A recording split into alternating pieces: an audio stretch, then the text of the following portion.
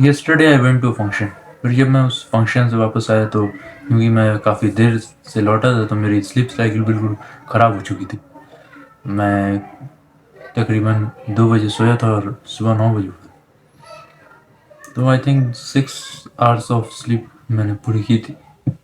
2 बजे फिर मैं 3 बजे सोया, तो 5 to 6 आवर्स ऑफ स्लीप मैंने पूरी की थी।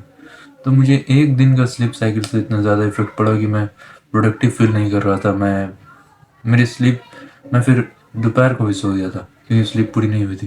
लेकिन फिर भी उठने के बाद भी ऐसा लग रहा कि और नींद आ रही। तो एक दिन की सिर्फ सिर्फ स्लीप साइकिल की वजह से ऐसा हो सकता है। तो सोचो, आज का यूथ लॉन्ग टर्म में अपने स्लीप साइकिल को ख़राब कर रहा है। वो लोग नेचर के खिलाफ काम कर रहा है। जिस वक्त इंसान को सोना चाहिए वो उस वक्त तक जागता है, और जिस वक्त जागना चाहिए वो उस वक्त सोता है। लिटरली आउल बन चुका है।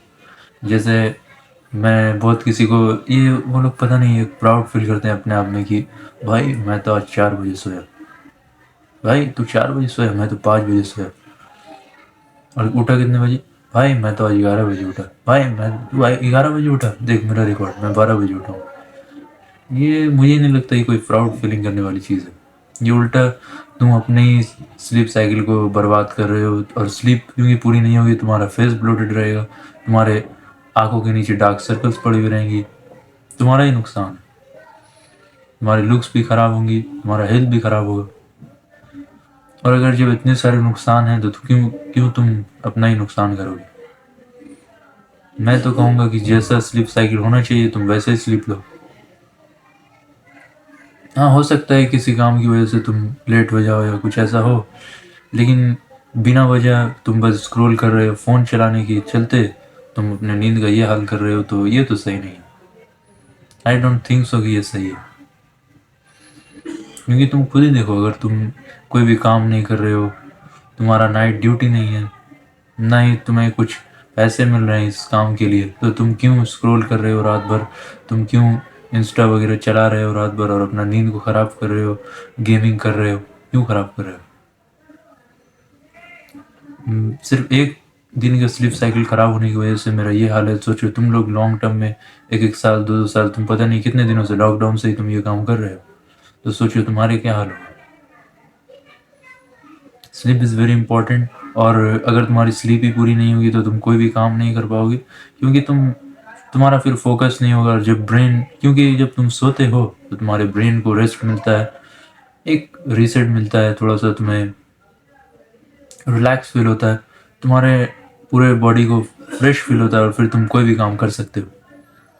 लेकिन अगर तुम्हारा ब्रेन रेस्ट नहीं करेगा, तुम रेस्ट नहीं करोगे, तो तुम और अच्छे से काम कैसे कर पाओगे? तुम प्रोडक्टिव कैसे हो पाओगे? तुम अपने ड्रीम्स को कैसे पूरा कर पाओगे? और अगर तुम्हारा स्लीप साइकिल ख़राब है तो ये एक रीज़न हो सकता है कि क्यों तुम प्रोडक्टिव नहीं हो, क्यों तुम अपने ड्रीम के ऊपर काम नहीं कर पा रहे हो। Then you need to fix it.